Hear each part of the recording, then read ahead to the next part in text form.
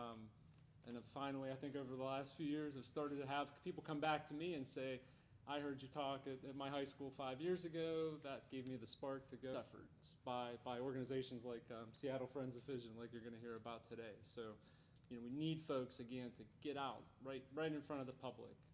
To the speakers, real quick, the agenda. So we have about a 5-minute talk from each of the speakers today. We'll have about 10 minutes for open question and answer with everybody here. And then we're going to stop talking. We're going to let everybody here participate in an interactive activity for the remainder of the session, and we'll close right at the end with just some final comments. So that's our agenda. I don't want to hold us up. First speaker today is Amanda Lang. She's the president of NAYGN. So come on up, Amanda. What? Yeah. Or, do you want to sit there? Okay. Less. Here's the slide clicker. Oh, perfect. Thank you, Mr. Wisconsin. Appreciate the introduction. So I'll get to what North American Young Generation Nuclear is in just a second here. But I did want to start with what drew me to nuclear in the first place. It was really concerns about climate change and the needs for clean energy, but also abundant energy. And so I think if I hadn't studied nuclear engineering, I would be a teacher because I love working with students. And so this is actually what drew me to NAYGN in the first place, is student outreach and working with students, visiting classrooms, and getting kids excited about STEM and nuclear technology specifically. So that's where I wanted to start. NAYGN has a lot of resources on our website. I know it's a mouthful, but we have many outreach tools. We have 3 children's books that are meant for like the kindergarten through 2nd grade, so ages about 5 through 8. And those are meant to just introduce kids to nuclear science. We have contests, so high school essay contests. We have a drawing contest for younger kids in elementary school. Teacher workshop materials. We have so many school presentations available on our website. One of my favorite outreach activities that NAYGN has done was actually a Girl Scout sleepover at the Robinson Nuclear Plant. I have to say, I wish I was a Girl Scouts that year because that sounds like a ton of fun. And so we try to recruit at all ages, from kindergarten, like I said, with those children books, up to professionals. We work with our companies to focus on technical colleges and recruiting the crafts and trades workers that we need at our power plants. So beyond student outreach, we also focus on providing opportunities for young professionals to develop within their careers. And 2 of our programs I wanted to highlight today are the Nuke Leaders program, which is a 20-member cohort. We started in 2021, and throughout that first year, we focused on communications and leadership training, and 60% of those participants were promoted throughout the program. So it's a very successful program. We also have the Atomic Mentoring program, which pairs a young professional in nuclear with a leader in nuclear, and also the young professional pays it forward by intern mentoring a university student interested in joining the nuclear industry. So those are 2 programs we have. We have many webinars, diversity, equity, and inclusion topics, our annual conference, we have monthly book clubs, and lots of chapter events. We have about 100 NAYGN chapters. We're grassroots, and so each of these chapters provides their own professional development opportunities. And so keeping existing talent is really critical to the success of the future nuclear workforce, which is what we're here to talk about today. And I wanted to next focus on our biennial career report, which we have published every 2 years since 2006. The latest was released in May. And essentially, we uncovered that there were some retention issues in the nuclear industry. Not a surprise. Everybody has read the articles and the headlines about the Great Resignation. But NAYGN really took this to heart, and we wanted to take action and host a workshop to talk about these problems. And so we had a cross-section of individuals representative across the entire U.S. nuclear industry, and these folks examined the data and then proposed solutions via the design sprint agile process. And we are next week presenting those solutions to NSIAC, which is the Nuclear Strategic Initiatives Advisory Council. So it's the collection of chief nuclear officers within the U.S. And so we're very excited to be part of the solution and part of shaping the future workforce. Before I hand it back to Mr. Wisconsin, I wanted to emphasize the importance of community engagement, which is also something that NAYGN really excels in. So one of my favorite events, besides the sleepover at the nuclear power plant, which I'm still jealous of whoever got to do that, in Charlotte, North Carolina, we did a brewery event, and so we were focused on a little pop culture phenomenon that happened back in 2019. I'm sure you guys remember the end of Game of Thrones, and HBO started heavily advertising the next big series, and so it was Chernobyl. And so just people were obsessed with this show for a couple months, and we decided to lean into it because I was getting so many questions about it, my coworkers were. So we put together a panel, and I talked about reactor physics and health impacts of radiation. I had a colleague talk about probabilistic risk assessment and plant design. And then we had a third colleague who actually was born in Ukraine, and he was able to speak to some personal experiences. And so it was a Tuesday night at a brewery. They were pretty excited to have us. We didn't know what to expect, set up 100 chairs, maybe thinking, a couple dozen people, but it was standing room only. We were supposed to be there for 90 minutes, and I was there for 3 or 4 hours, just answering questions. Like, people were super curious about nuclear, and so it was a great experience overall. So really important to engage with your communities. I'll hand it back. Why don't we scoot our chairs all this forward? Oh, are we in the way? No, but I'm just going to stand. You gonna stand? Yeah. I think it's better than stand because I'll give you a seat.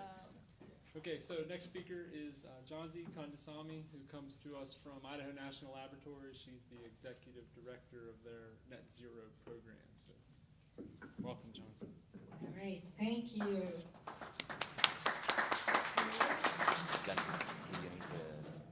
I'll take that, thank you. Okay. All right, the reason I wanted to stand up is so I can see who's going to boo. And if you boo me, then I'm going to have a special session with you afterwards. So thank you. Thanks, Amanda, and thanks, Patrick, for inviting me to be a part of this. This is pretty exciting. This is something I really love doing, talking about nuclear, and I've actually grown up in the nuclear industry, so near and dear to my heart. I'm an electrical engineer from Penn State. There's a bunch of... We are. All right, cool. So I grew up outside Philadelphia, and I started at the Limerick Generating Station. Actually, from our house, you could see the cooling towers, and I started my internship there while I was going to school. From an experience level, I got to work at a plant. It was finishing up construction, startup. So I started up in the startup department as an electrical engineer, did all the control rooms. So if you ever go back and see any of my signatures on those instrumentation drawings and things like that, don't blame me because they're still working. But I am a daughter, I'm a sister, I'm a wife, and I'm a mother, all in that order. And I will tell you, my children are the best nuclear advocates that I have. And I'll start with a story. Every day we come home, we don't always eat dinner together just because I'm always working 24/7 when you work at a nuclear power plant. But my daughter was in the 4th grade, and we're in the 5-mile EPZ, Emergency Preparedness Zone of Limerick. And my daughter came home one day and said, my teacher said, we're all going to get cancer. This is 4th graders. We're going to get cancer because there's radiation coming out of the cooling towers.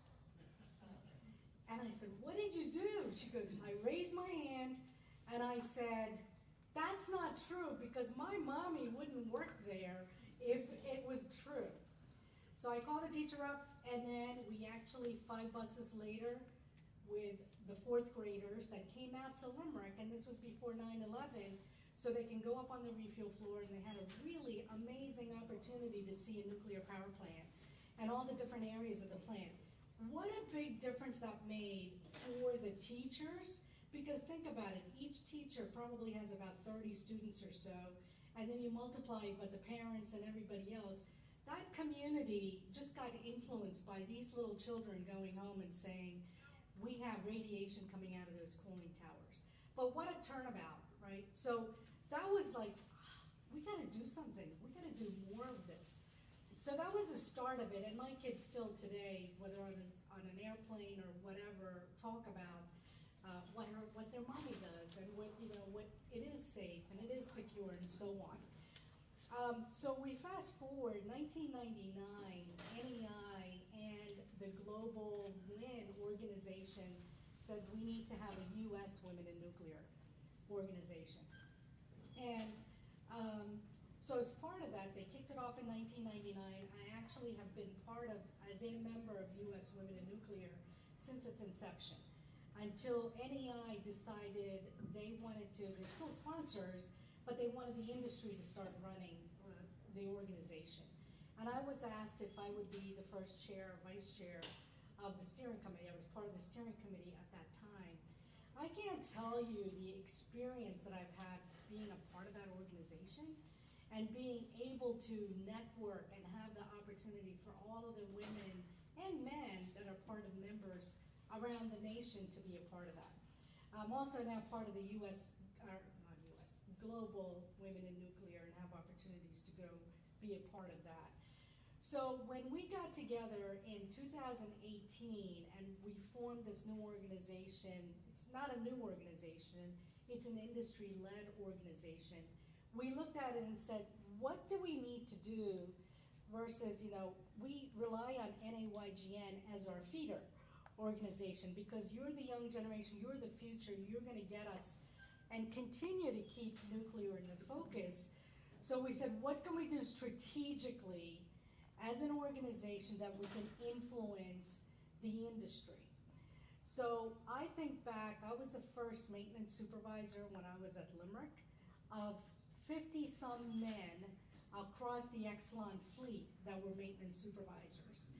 And from there, it was like, why? Am I the only person sitting here and everybody else is from the Navy nuke? And I will share this with you. One of the things from a communications perspective was I was working and I wanted to be part of the Philadelphia Electric Company because everybody was moving after the construction of Limerick. And they had asked, I had asked, hey, I'd like to stay at Limerick. I would like to become part of PECO, Philadelphia Electric. You know what they said to me? They said, you're not white, you're not a man, and you're not a Navy nuke. Wow, what a blow. Well, guess what? I'm here, and I'm gonna stay. And so that kind of started pushing me to challenge and then look at it. So from a WIN organization, when we got together and said, okay, we're gonna be industry-led, what are we gonna do for the industry? So the first one was, when I look across the table around the executives today, there are still not a lot of women in the executive ranks. So that was the first charter. We're gonna get together, we're gonna figure this out. Next was born. Oops, sorry.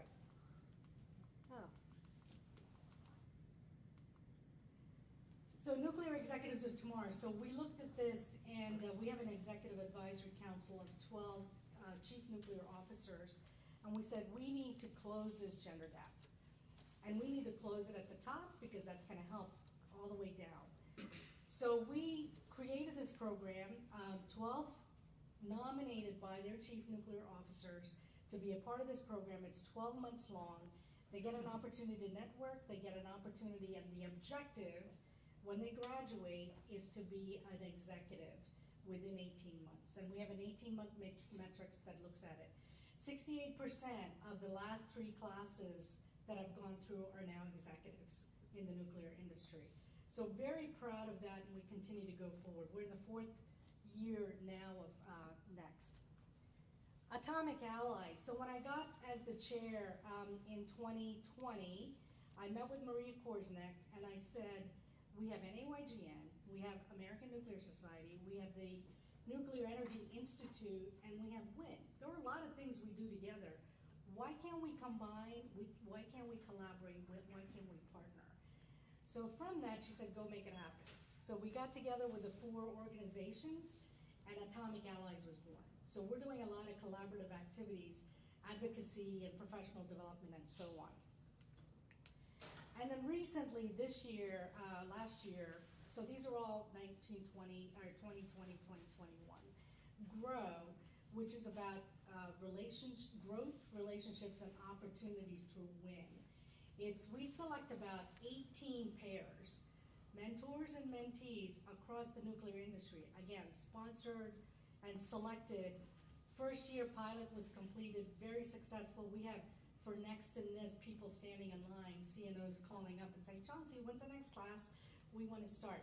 So from a workforce development, this keeps everybody engaged. This shows opportunities for growth and development and advocacy on why this is so important.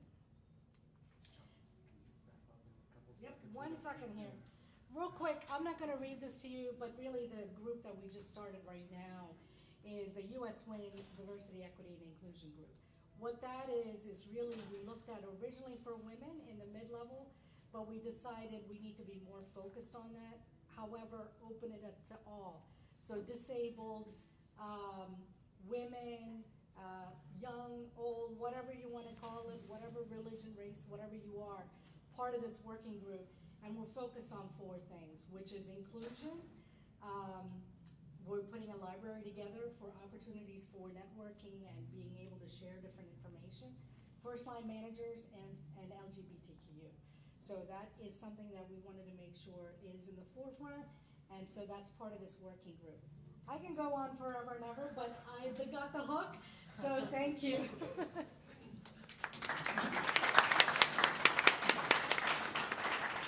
Thank you, Chauncey. So next up is going to be Carl Pauls. Oh, great.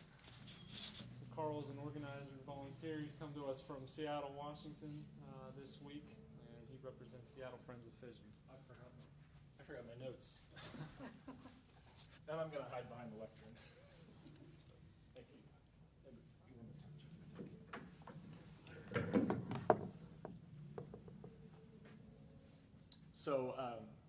So I'm not in the nuclear industry.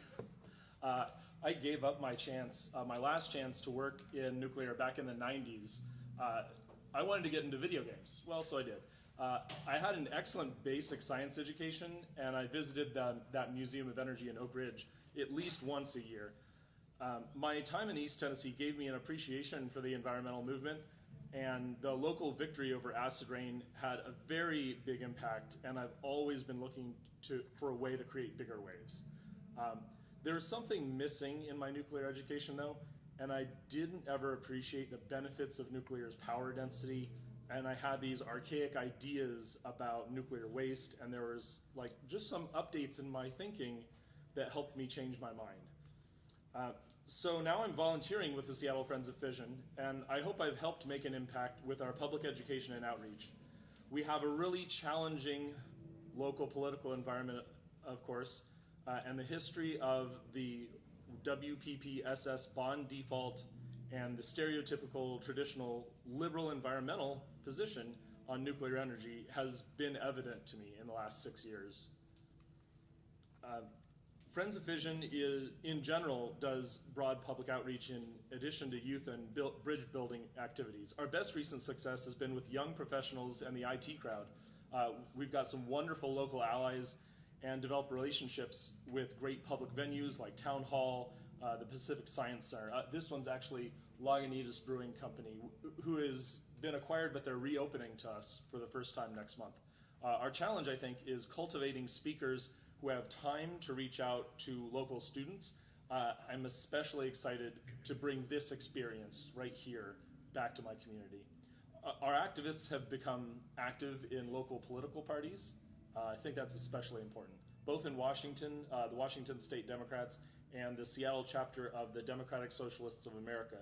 Part of our success is due to we discover nuclear advocates through this outreach. I like to think that there are people interested and willing to reconsider nuclear all around us.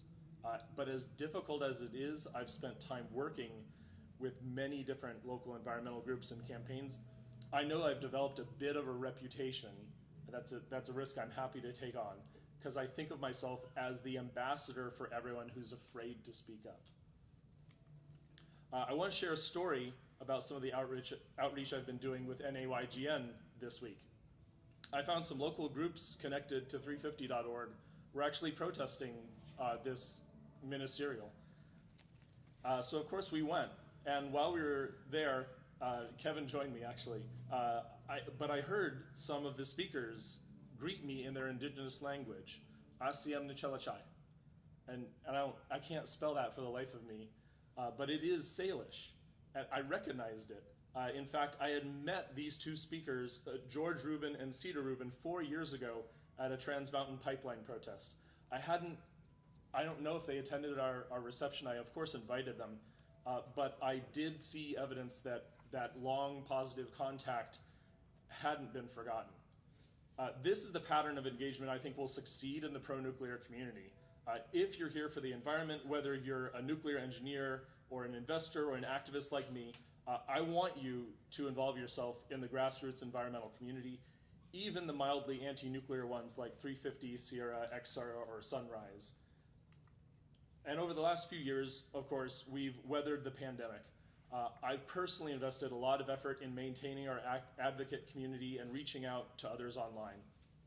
Things like having regular Zoom meetings kept us together, but also in creating a regular live stream and content, it's served me just extremely well and connected me more and more to youth culture.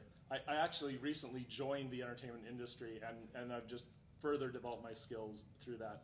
I hope I've done an okay job expanding our this and that cards in front of you on the topic of social media. And I want to inspire you to think how we can expand the nuclear industry benefiting using these tools. Thanks. Can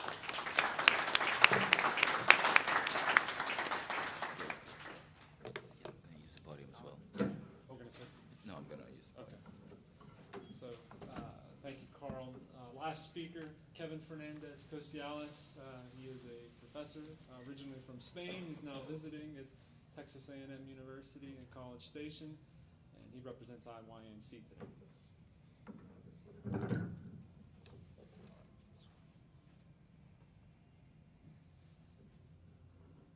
Thank you very much, Patrick. Well, since nuclear industry is global and it relies on a diverse range of expertises, international cooperation is key for workforce development. And this is where the International Youth Nuclear Congress, or IYNC in short, may have its impact. So, just a brief history. IYNC was created in 1997 by a small group of young nuclear advocates from very different countries like the US, but also Russia and Sweden and France. And they all had the idea that their efforts will have more impact if they are coordinated in a global scale. So they showed support, diversity, and inclusion through their ideas, which are still core values in the IYNC mission, as we can see here. In short, IYNC is a group of young nuclear professionals whose main mission is to promote knowledge transfer between generations and across boundaries. We support and provide guidelines to nuclear advocates who want to start a young generation network like, for example, the North American Generation Nuclear that Amanda has talked about. We have a wide range of network that extends over 46 countries and we all have national representatives. So you can see IYNC as a network of networks, kind of. IYNC is held by the work of more than 100 volunteers that work continuously for IYNC with the top age of 39, which is the official age that you are not considered young anymore. Sorry. Yeah, 39. We have a very wide range of activities, like we have a mentoring program, a grants program, an innovation contest. We also have we have partners with the Nice Future Initiative and also with the Nuclear for Climate. Our voice is also listened by organizations such as the International Atomic Energy Agency and other organizations as well, such as the NEA or WNU, which we have strong cooperations with. And as Amanda mentioned, I think that YGNs, or Young Generation Networks, have a great capability to attract, develop, and retain talent within the nuclear industry. And this is a point where I like to insist. In fact, the capability of YGNs to help and support and to collaborate with the industry in the challenge of assuring a highly qualified workforce, I think is key for now and for the future. This is one of the ideas of my talk. And the other idea is, how is the young generation reacting to this effort? So we talk about a lot of efforts, Amanda, Yancy, Carl, we all talk about engaging communities, but have those efforts paid off? What about undergraduates, high schoolers are about to decide the career to pursue? So those children books are making any effort? Okay, so come close on this one. To be able to know what's going to happen with the next generation, we must first speak the language of the next generation. So we are going to try to explain this with memes, okay? In particular, nuclear memes, okay? So memes like this one, those in the back you won't laugh because you don't see it, or we can see this TikTok, or we can see these other memes, okay? So there are literally hundreds of them on the web. And two important indicators we can extract from these memes, from this landscape of nuclear memes. First one, well, pretty funny, kind of okay. Second, and most important one, this is content that is found in general pages, in general web pages. This is not content that you found in nuclear-specific sites. This means that the discussion and the conversation about nuclear is already decentralized. Moreover, these are things that have been posted or created by some anonymous person, not as a coordinated effort of YGNs of a certain group. So the breeding ground right now for nuclear looks very favorable. We can see other examples, such as this video from GCEAF, which got more than 7 million views, which is just about the same as the last Kanye West video clip. So this is paramount. The complete shift towards nuclear energy is imminent, and we all need to be prepared for that. And maybe listening to young generation networks is the best strategy to be prepared for that change.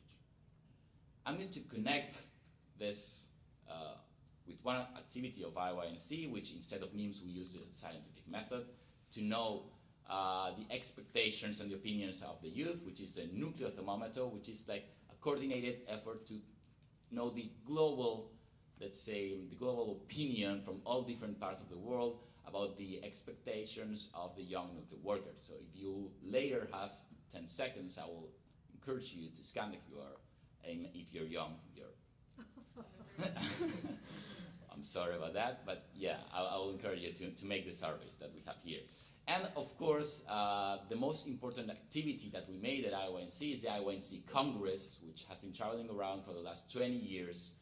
And all the young people, all the young nuclear workers gathered together with national representatives to experience the IYNC spirit, with technical sessions, workshop sessions, mentoring program, and of course, social activities to enhance this network of the young people so necessary. So I cannot finish without inviting you all to Koriyama in Japan, which is the next IYNC conference in November.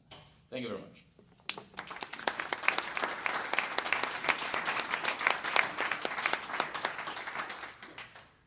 Okay, so we're a few minutes behind schedule, so I'm going to make an executive decision to skip the questions. I'm sure these folks aren't running away. You can catch them in the hallway, hopefully after, if you have some questions for them. I want to give the proper time for the workshop. So hopefully you have a few cards, or a smattering of cards on your tables. The objective here is you want to pick two cards that sound interesting to you, either because you know them or perhaps you want to know more about them. And you want to combine those cards into some kind of strategy that could be used to build or enhance the nuclear workforce. What we want you to do is to literally write your ideas down on your tablecloths. We will collect those at the end. The idea is that these are going to be posted on the NAYGN website. So no idea is a bad idea. Even if it makes no sense today, it's not feasible today, that doesn't mean that it may not be feasible someday. So definitely there's no wrong answer or wrong idea here.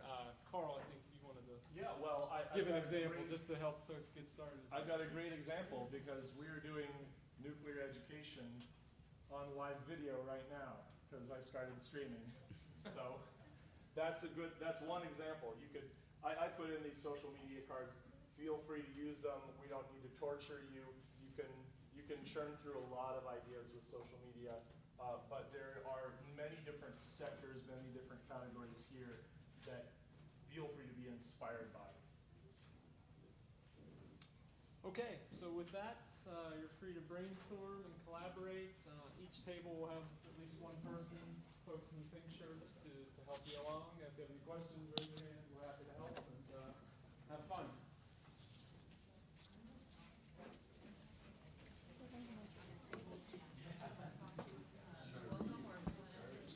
Hope the stream went well.